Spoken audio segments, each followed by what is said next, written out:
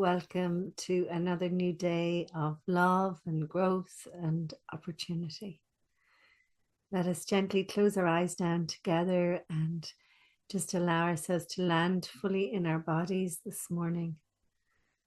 And we come to notice our bodies in the morning and to settle our bodies so that we may fully embody these teachings and this new learning in a relaxed way. So this morning, noticing your sit bones, your lower back, your feet meeting the floor, just any parts of the body that are meeting a surface. And then we'll take a deep breath in. And on a sigh out, give your whole body weight to the surface that you're on. Just allow yourself to let go and settle in. Allow your jaw to slacken and relax, and your shoulders to relax, your brow to become smooth. And consciously we open our minds. We take a moment with the comings and the goings of our breath.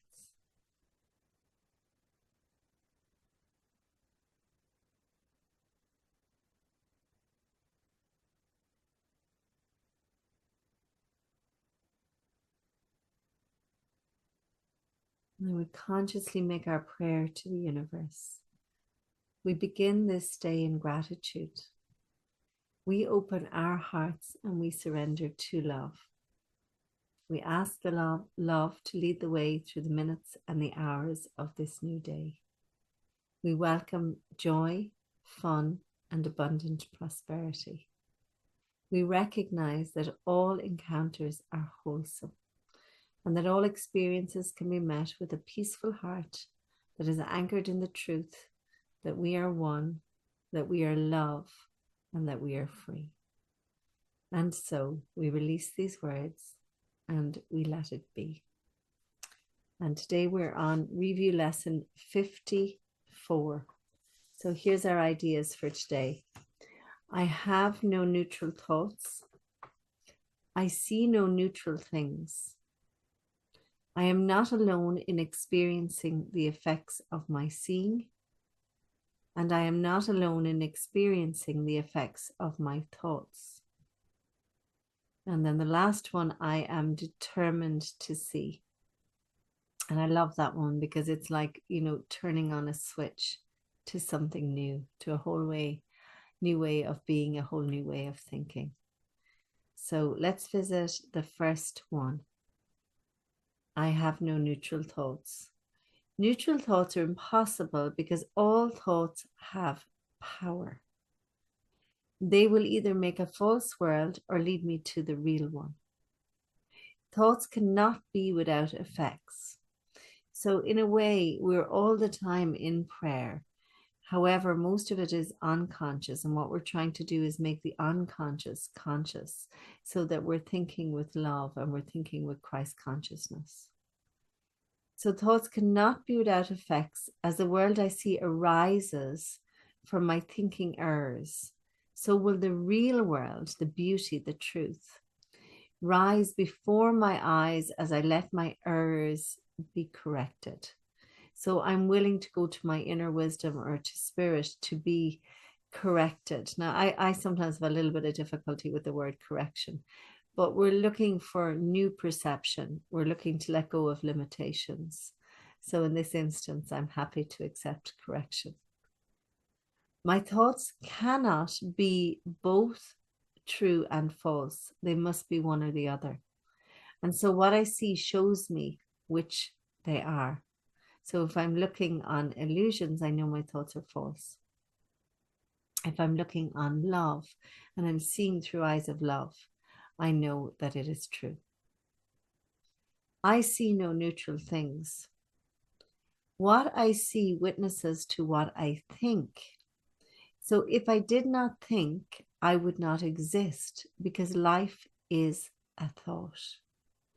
Let me look on the world I see as the representation of my own state of mind. I know that my state of mind can change And so I also know the world I see can change as well. So the miracle is the changing of our minds. And when we change our minds, we see things differently. And that's really simple and really beautiful. And, you know, I used to work as a declutter coach, and I would often recognize that, you know, people's homes were a representation of what was going on in their mind. So if there was a lot of jumble and a lot of stuff, it was because there was a lot of jumble and a lot of stuff in their minds. And sometimes, you know, when we clear our outer world, we begin to clear our inner world, and vice versa. So one impacts the other. So just recognize there's no neutrality there. So our next one is I'm not alone in experiencing the effects of my seeing. So I have no private thoughts. And if I have no private thoughts, I cannot see a private world. Even the mad idea of separation had to be shared before it could form the basis of the world I see. Yet that sharing was a sharing of nothing. So in reality, the separation does not exist. However, it seems to exist. I can also call upon my real thoughts, which share everything with everyone. And as my thoughts of separation call to the separation thoughts of others, so do my real thoughts awaken the real thoughts in them. And the world my real thoughts show me will dawn on their sight as well as mine. So we're not alone. Everything we do, everything we think, everything we share impacts the world as a whole. And that's pretty amazing. And it's sort of like, it's a big responsibility in a way once you become aware of it. However, again, we move through our day without judgment. That's really important. But if we were to think about the world as, you know, a big pot of soup, we're continually adding to that. And what we put into that pot of soup affects how that soup tastes. Or as my friend Maureen Muldoon would say, there is no pissing spot in the pool. So literally, if we have this pristine pool, you know, we've got to think about, like, what are we putting into this? Do we want to keep it pristine, or do we want to like start throwing stuff into it? So it's, you know, even though it's a responsibility, it's a beautiful responsibility because we're growing in awareness and we're waking up. So the next one is I'm not alone in experiencing the effects of my thoughts. I am alone in nothing. Everything I think or say or do teaches all the universe. I have an impact. A child of God cannot think or speak or act in vain. A child of God cannot be alone in anything. It is therefore in my power to change every mind along with mine, for mine is the power of God. Wow. Okay. But the good news is that you've only got to work on this one for it to impact everyone else around you. So you've just got to concentrate on being the change that you want to see in the world. So if you want to see more peace, you got to get more peaceful. If you want to see more joy, you get more joyful. You know, and that famous phrase was given to us by Gandhi. And our final one, I am determined to see. And I love this, as I said at the beginning, because this is your yes. Recognizing the shared nature of my thoughts, I am determined to see. I would look upon the witnesses that show me the thinking of the world has been changed. So I want to see it as, you know, in my outer world. I want to witness this. I would behold the proof that what has been done through me has enabled love to replace fear, laughter to replace tears, and abundance to replace loss. I would look upon the real world and let it teach me that my will and the will of God are one. So let's take that into meditation, recognizing that we're not alone, there's nothing neutral, that what we do impacts the whole, and that we're determined now to see things differently. We've already done this lesson, and now we're repeating it in this review. And we really want to muster up that determination to see things differently because we want to know peace. You know, we truly do. So we'll close our eyes down for a moment and rest into that. You can even repeat the phrase if you want in your mind. I am determined to see. I am determined to see.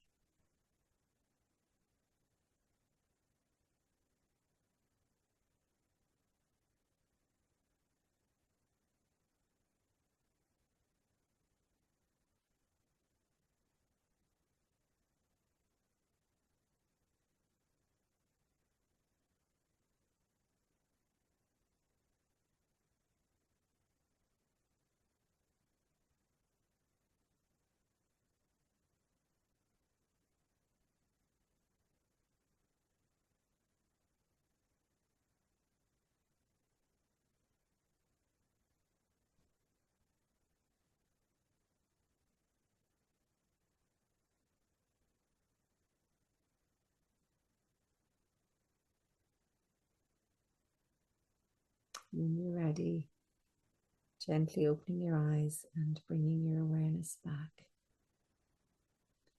And remember that today will be filled with ample opportunity to see. And so I invite you to, use this new way of seeing as you move through this day and see everything as an opportunity to do that. Have a great day, and I will see you tomorrow.